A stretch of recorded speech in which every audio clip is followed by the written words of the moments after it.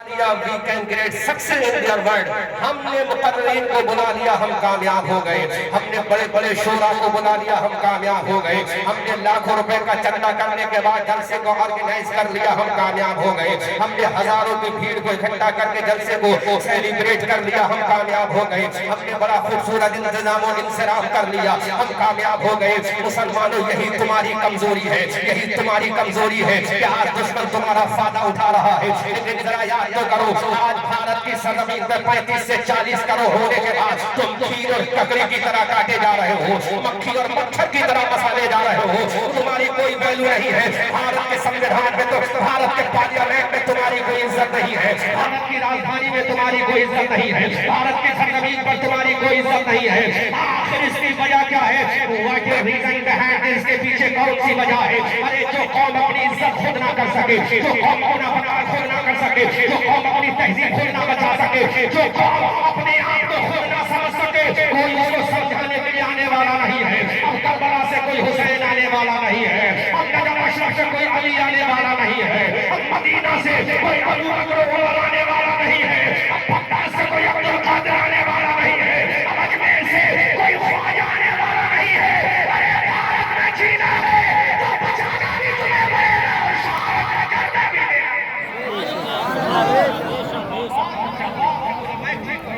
में घूम गए हो, आज तक दुनिया की रानाई में चले गए। तुमने अपनी पहचान को भूल दिया, तुमने अपने तमक्कुन को भुला दिया, तुमने अपनी सकाफत को भुला दिया, तुमने अपने किरचार कल्चर को भुला दिया, तुमने अपनी तहजीब को भुला दिया। मुसलमानों, तुम भेड़ बकरी की तरह काटे जा रहे हो।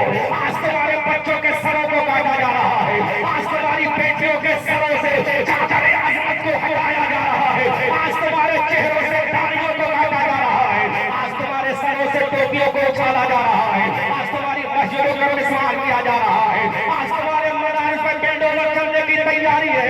मैं किसी को दोष नहीं देता, आखिर कमी किसकी है? हम किसी को बुरा नहीं कहते। अगर कमी है तो मुसलमान की है, अगर गलत है तो मुसलमान की है, अगर बुरा है तो मुसलमान है। अरे आज 35 करोड़ होने के बाद मच्छर और मक्खी की लड़ाई हो गए, लेकिन 1400 साल पहले इसी नील आसमान के नीचे लाखों की तादाद में नहीं थे, 313 थे। उन्होंने दे दिया 313 बदल दिया ना। तुम्हारा काम है आने भी देना। कामयाब क्या हुए तुम्हें मालूम है? वो गोश्त नहीं खाते थे, वो गोश्त की बुनियाद पर कामयाब नहीं हुए, वो चावल की बुनियाद पर कामयाब नहीं हुए, वो रोटी की बुनियाद पर कामयाब नहीं हुए। और बता दूं मुसलमानों, अगर मेरी तकलीफ करनी पड़े तो माफ है, भाई है, आज तुम्हें घमंड है, हम अशरफी है, आज तुम्हें घमंड है, हम मस्ती है, आज तुम्हें घमंड है, हम खुले से चले वाले हैं। अरे कल के मुसलमानों को अपनी बिरादरी में घमंड नहीं था, कल के मुसलमानों को नबी की गुलामी में घमंड के दीवाने थे, वो मुस्तफा के मत वाले थे। आमना के लाल ने कहा था, you will have to beg down in front of Allah, Allah के सामने झुकना पड़ेगा। तो सहाबा ने कहा था, आका झुकाने का ऑर्डर देना आपका काम है और उनकी बारगाह में झुक जाना हमारा काम। बहुत अच्छा है हजरत, जिंदाबाद जिंदाबाद, माशाअल्लाह माशाअल्लाह। आज सुनते रहना, मैं किसी का मुखालिफ नहीं हूँ, न मैं शोरा का मुखालिफ हूँ, न मैं खुतबा का मुखालिफ हूँ। अगर मैं मुखालिफत कर रहा हूँ तो तुम्हारी कर रहा हूँ, अगर आईना दिखा रहा हूँ तो तुम्हें दिखा रहा हूँ, अगर औकात दिखा रहा हूँ तुम्हें दिखा रहा हूँ। मुसलमानों, आज तुम्हारी औकात क्या है? मैं तुमसे सवाल कर रहा हूँ। आज तुम्हारी पहचान क्या है? मैं तुमसे सवाल कर रहा हूँ। आज तुम्हारी अजमत क्या है? मैं तुमसे सवाल कर रहा हूँ। आज तुम्हारा तकद्दुस क्या है? मैं तुमसे सवाल कर रहा हूँ। आज तुम्हें तौफीक नहीं है कि फजर की नमाज पढ़ लो, तुम्हें तौफीक नहीं है कि ज़ुहर में अल्लाह के सामने झुक जाओ, तुम्हें तौफीक नहीं है मगरिब और इशा में अल्लाह के सामने झुक जाओ। अरे लाखों रुपए पर चंदा दरवाजे दरवाजे पर मांगने वालों, अगर खुदा के दरबार में चले जाते और कहते थे मौला मस्जिद में आना हमारा काम है, इज्जत देना तेरा काम। करबला से कोई सकीना नहीं आएगी, अब करबला से कोई उम्र में बाप नहीं आएगी, अब करबला के मैदान से कोई हम शबी है पैगंबर अली अकबर आने वाला नहीं है। हम करबला से कोई कासिम नौजवा आने वाला नहीं है। हम करबला से कोई अल्लाह के बेदोश मुस्तफा आने वाला नहीं है। हम करबला से कोई साहिब जुल्फिकार का लाल आने वाला नहीं है। हम करबला से कोई इमाम हसन का भैया आने वाला नहीं है। हम करबला से कोई हजरत खदीजा का लाल आने वाला नहीं है। हम करबला से कोई मर्तबा का परवरदार आने वाला नहीं है। अगर मस्जिदों को बचाना है तो तुम्हें आना पड़ेगा। मदारिस को बचाना है तो तुम्हें आना पड़ेगा। अबू बकर की सदाकत को बचाना है तुम्हें आना पड़ेगा। उमर की जमानत को बचाना है तुम्हें आना पड़ेगा। उस्मान की सखावत को बचाना है तुम्हें आना पड़ेगा। अली की जुल्फिकार को बचाना है तुम्हें आना पड़ेगा। इमाम हसन की इमामत को बचाना है तुम्हें आना पड़ेगा। हुसैन की शहादत को बचाना है तुम्हें आना पड़ेगा। अब्बास के बाजुओं को बचाना है तुम्हें आना पड़ेगा। सकीना की प्यास को बचाना है तुम्हें आना पड़ेगा। मेरे बाप का कलेजा बचाना है तुम्हें आना पड़ेगा।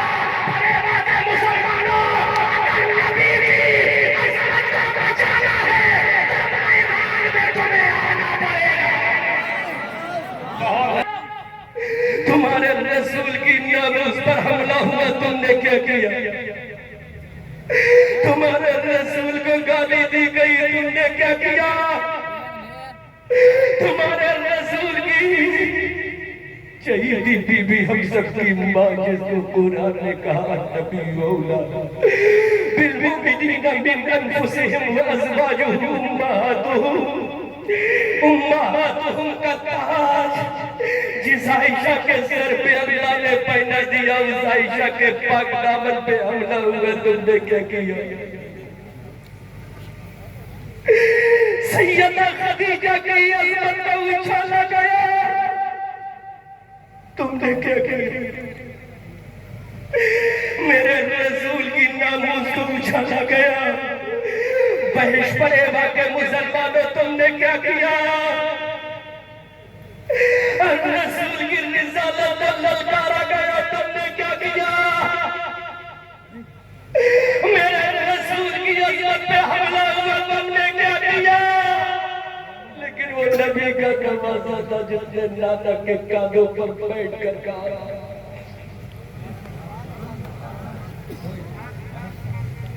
वो नबी का नवाजा था। नाना ने कहा था मेरे लाल हुसैन आजा मेरे कांधों पे सवार हो जा। कमेटी वालों अगर इसकी इजाजत दे यहाँ नजराना देने मत आना तुम्हें खुदा का वास्ता। मुझे इनाम का लालच नहीं। अगर आज तुम्हें इनाम देना है तो दिल के अंदर वो जज्बा पैदा कर लो जो जज्बा इमाम हुसैन। क्या प्लेग निकाल लो। अगर इनाम देना तो कहो मेरे आका हुसैन। जब जब अपने नाना के कांधों पे सवार हुआ था तो नाना ने क्या कहा?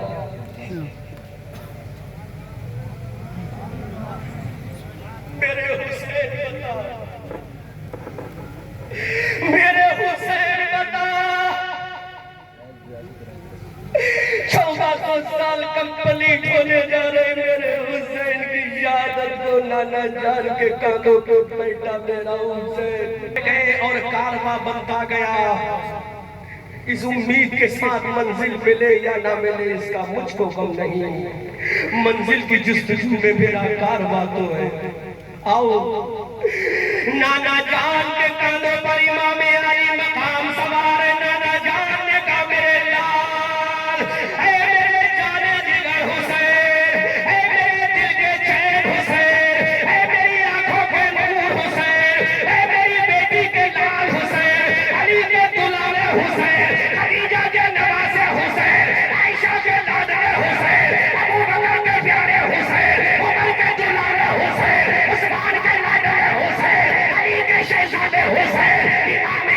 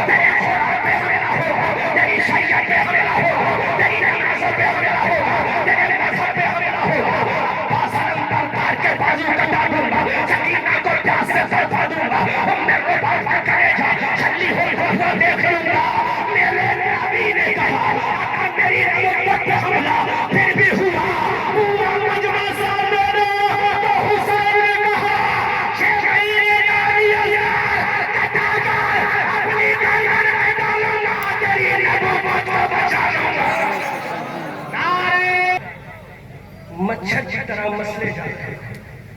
मेरे जाने के बाद पूरी रात मुशायरा करा, मुझे परवाह नहीं, लेकिन जो आज जलसे की असल जान है वो मैं तुम्हें दे के जाता हूं। मेरे जाने के बाद दिल खोल कर गालियां देना परवाह नहीं, लेकिन तुम्हें तुम्हारी हकीकत, तुम्हारा चेहरा तुम्हारे आईने में दिखा के हुसैन करबला में गए।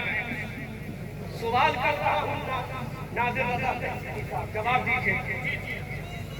हुसैन करबला में गया, अब्बास को कटाया, कटाया के नहीं कटाया? कौन अब्बास? सुनो अहमद रज़ा से, अली को फातह बदरो हुनैन कहते हैं। जोर से बोलो, जोर से बोलो। अली को फातह बदरो हुनैन कहते हैं। हसन को सिबते शहे मशरिक़ैन कहते हैं। कौन अब्बास? हसन को सिबते शहे मशरिक़ैन कहते हैं। समझो तो बोलना वरना खामोश रहना। हसन को सिबते शहे मशरिक़ैन कहते हैं और वफा की आखिरी मंजिल का नाम है अब्बास। जहां में सब्र व रज़ा को हुसैन, जहां में सब्र व रज़ा को हुसैन कहते हैं। वाह वाह वाह। जहां में सब्र व रज़ा को हुसैन, अल्लाह अल्लाह अल्लाह सुभान अल्लाह। उसी मौके हुसैन ने अपने भैया अली अब्बास को कटा दिया। सुन लियो, बल्कि एक जुमला बोल दो, बुरा लगे तो माफ कर देना। ये सोचकर कि मैं एक सर्जन बन के आया। ताज़िया उठाने वालों,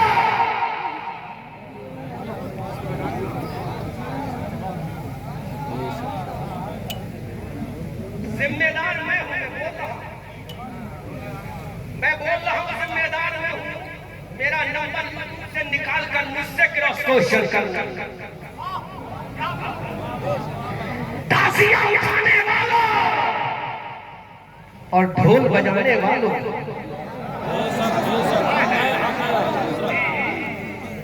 ऐसा चैलेंज करूंगा, नानी का दूध याद आ जाएगा, लेकिन चैलेंज ब्रेक नहीं कर सकते। सुनो, ताज़िया उठाने बजाने वालों, पता 10 मुहर्रम की तारीख को इमाम अली मकाम का बेटा अली अकबर का बेरों को फवाशे के साथ में करबला के मैदान में तशरीफ फरमा था। हज़रत सरीना जा बलब थी, उम्मे रुबाब का कलेजा छलनी हो गया था, शहर वालों का कलेजा तड़प रहा था। कासिम की लाश मैदान करबला में है, उम्मे रुबाब के बेटे करबला में कटे हैं। हज़रत औला मोहम्मद का लाशा करबला में है, हज़रत अली असगर का लाशा करबला में है। हुसैन जब करबला के मैदान में हज़रत सरीना को अलविदा कह रहे थे, इमाम हुसैन जब करबला के मैदान में अपने घरवालों को अलविदाई सलाम कह रहे थे, इमाम हुसैन जब घरवालों को आखिरी वसीयत कर रहे थे, ऐ ढोल बजाने वालों, मैं तुम्हें चैलेंज करता हूं, जब इमाम हुसैन करबला के मैदान में हज़रत अली ज़ैनुल आबिदीन से कह रहे थे, ऐ बेटा अस्सलाम, सकीना से कह रहे थे, ऐ मेरी बेटी अस्सलाम, उम्मे शहरबानों से कह रहे थे, अपनी बहन ज़ैनब से कह रहे थे, ऐ मेरी बहन ज़ैनब अस्सलाम। ऐ ढोल बजाने वालों, इमाम हुसैन ने करबला जाते हुए अपने बेटे ज़ैनुल आबिदीन से कहा था कि मेरे शहादत के पास तुम ढोल बजाना नहीं।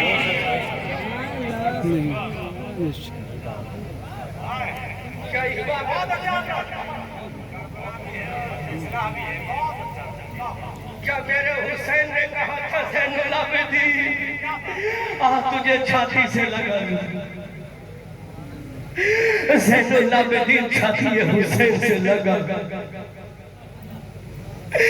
नन्ही सकीना ने अपने बाबा जान के घोड़े के कदमों को पकड़ कर कहा, बाबा जान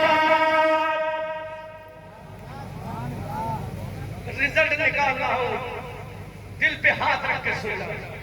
और मैं इस गांव में किसी को नहीं जानता, ये भी सुन लो। ना यहाँ के अंसारी को जानता हूँ, ना यहाँ के पठान को जानता हूँ। मैं जानता हूँ तो यहाँ के सुन्नी मुसलमान को जानता हूँ।